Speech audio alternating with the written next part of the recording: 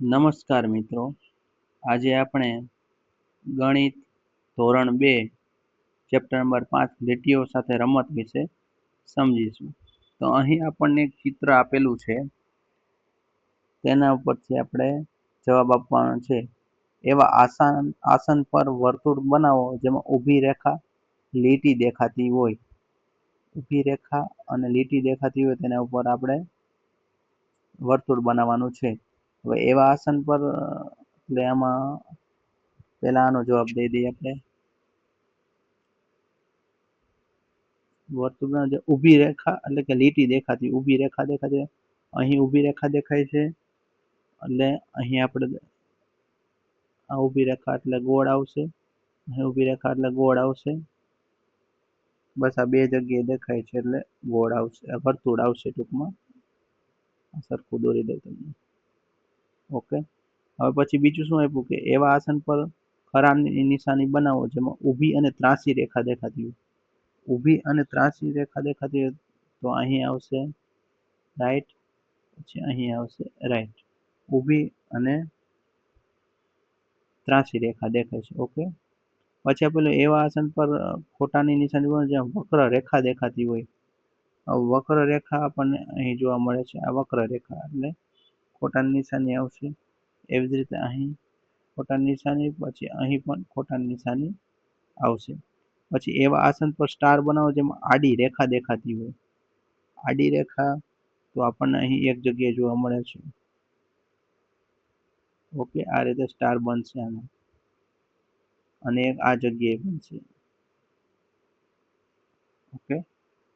પછી આવેલું આમાંને કેટલાક આસન કરી જુઓ, અને આસન કરતી વખતે તમે જે રેખા જુઓ છો તેની ચર્ચા કરો. હવે એ તમારા વર્ગ શિક્ષકની મદદથી ક્લાસમાં કરવાનું રહેશે. પછી આપેલું છે કે સીધું શું છે? તમારા હાથમાં એક દોરાનો ટુકડો પકડો.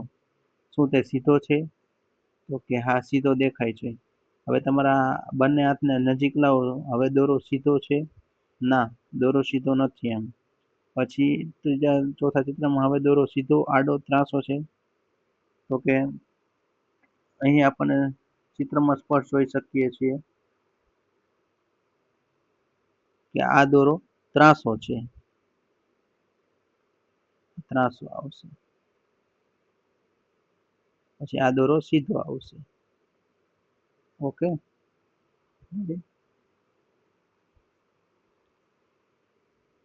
પછી નીચે આપેલા ચિત્રમાં ટપકા જોડીને ઊભી આડી ત્રાંસી વક્ર રેખા બનાવો. આ તમારા વર્ગ શિક્ષકની મદદથી ઊભી આડી ત્રાંસી વક્ર રેખા બનાવવાની છે. પછી આપેલું છે કે સીધી રેખા, ઊભી આડી ત્રાંસીનો ઉપયોગ કરી નવી આકૃતિ બનાવવાની છે. તો અહીં આપણે નવી આકૃતિ બનાવશું. ઊભી આડી અને ત્રાંસી રેખાનો ઉપયોગ કરીને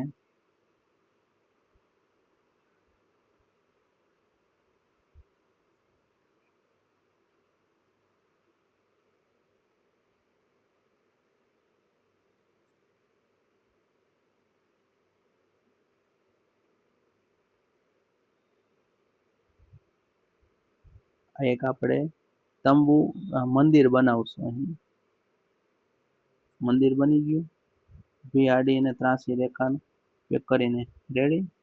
હવે એવી જ રીતે અહીં નીચે પણ ત્રિકોણ બનશે. ચાલો, બની ગયું. ઓકે.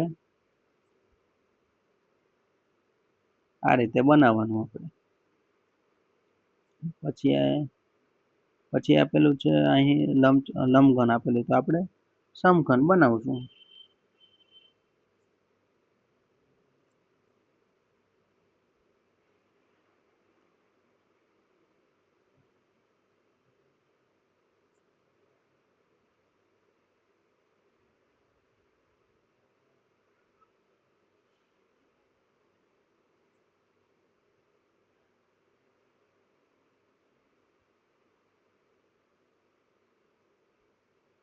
આ રીતે સમઘન બનશે એના ઉપર. પછી એક પતંગ બનાવશું.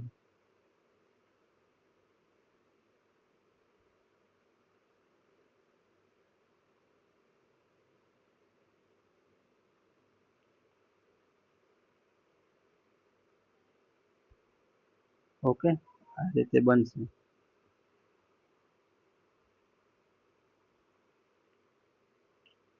પછી નીચે શું આપેલું, વાદળો, મેઘધનુષ્ય વગેરે જેવી જુદી જુદી આકૃતિઓ વક્રરેખાની મદદથી દોરવાની. આપણે અહીં જોઈ શકાય છે એ વાદળો અને મેઘધનુષ્યને એ બધું દોરવાનું. તમારે તમારા વર્ગ શિક્ષકની મદદથી દોરવાનું રહેશે.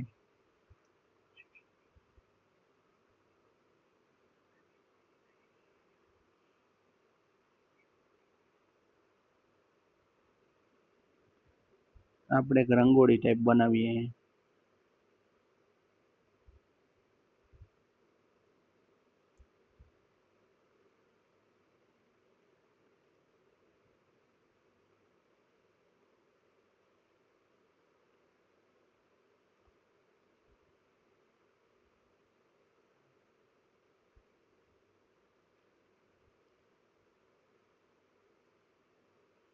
આ રીતે બનાવ્યું.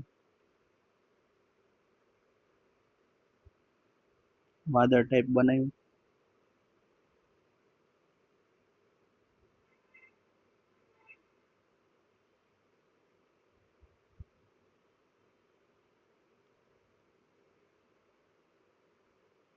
આ રીતે રંગોળી બનાવી. ઓકે, એટલે તમે તમારી રીતે બનાવવાનું રહેશે.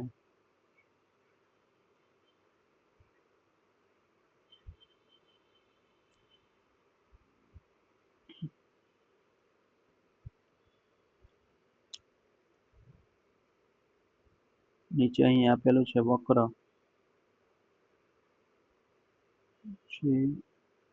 આ રીતે બનશે. એ જ રીતે જુદું જુદું બનાવતું જવાનું તમારે.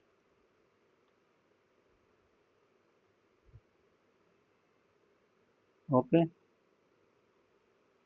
પછી આપેલું છે આપેલી જગ્યામાં વિવિધ પ્રકારની રેખાઓનો ઉપયોગ કરીને ચિત્ર બનાવો. કોઈ પણ બે પ્રકારની રેખાનો ઉપયોગથી ડિઝાઇન બનાવવાની છે આપણે. તો અહીં આપણે ડિઝાઇન બનાવીએ છીએ.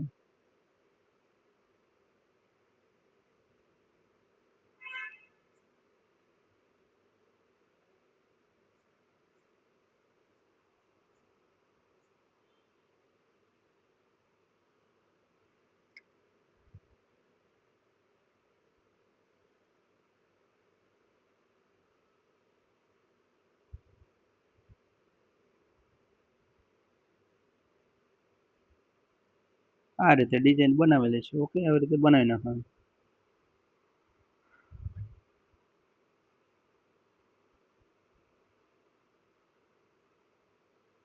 પછી આપેલું છે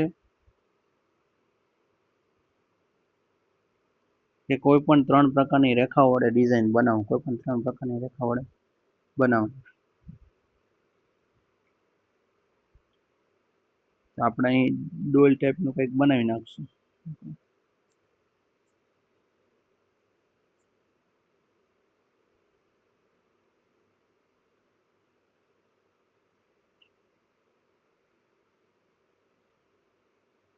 આ રીતે ડિઝાઇન બનાવી નાખવાની. ઓકે,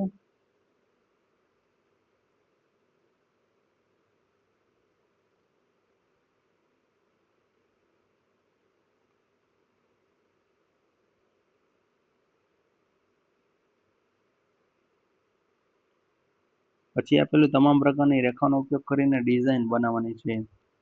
તમામ પ્રકારની રેખાનો ઉપયોગ કરીને ડિઝાઇન બનાવવાની છે. તો અહીં આપણે ચાળીઓ જોયું હોય, તમે ખેતરમાં જોયું હોય એ પ્રકારનું બનાવી નાખશું આપણે. જો અહીં આજે દેખાડું તમને ચાળીઓ કેવું હોય.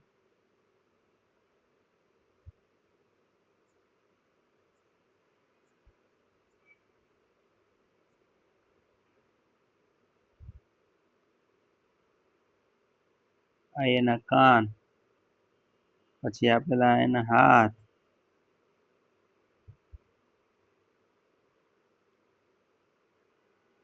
પછી આ એના પગ,